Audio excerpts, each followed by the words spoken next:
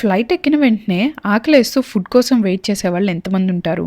నేను ఆ కేటగిరీ. మనలాంటి వాళ్ళ కోసమే ఫస్ట్ స్నాక్ క్రంచీ కార్న్ అని ఇచ్చారు. ఇది పాప్కార్న్ అవ్వకుండా మిగిలిపోయిన కార్న్ కర్నల్స్ కి ఏదో ఒక వియర్డ్ ఫ్లేవర్ వేసి పెట్టినట్టుంది. మమ్మీ తీసుకున్న మీల్ వల్ల 16 hours ఎయిర్ ఇండియా ఫ్లైట్ లో తినకుండా ఉండాల్సి వచ్చింది. పాపం తన ఫుడ్ అస్సలు బాలేదు. మాకు అప్పుడు ఆప్షన్ లేక అది సెలెక్ట్ చేయాల్సి వచ్చింది వెజ్ అనేసరికి. నా మెయిన్ మీల్ ట్రేలో ఏమేమి ఉన్నాయో చెప్తాను.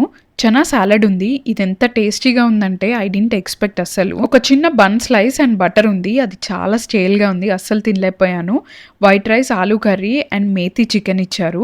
చూసినప్పుడే కొంచెం తేడాగా అనిపించింది, ఎంత చేదుగా ఉందో. ఆ మీల్ మొత్తంలో సర్ప్రైజింగ్లీ టేస్టీ ఉన్నది ఏదన్నా ఉంది అంటే అది డెజర్ట్ ఒక్కటే. కొంతసేపు అయ్యాక చాలా డిహైడ్రేటెడ్ గా అనిపించింది. అప్పుడే నా హుడీలో నాకు ఈ ఎలక్ట్రోలైట్ ప్యాకెట్ కనిపించింది. మొత్తం వాటర్లో వేసి మిక్స్ చేసి ఫ్లైట్ అంతా I kept on sipping. Breakfast కి ఇడ్లీ, సాంబార్ అండ్ ఉప్మా ఇచ్చారు. It was decent.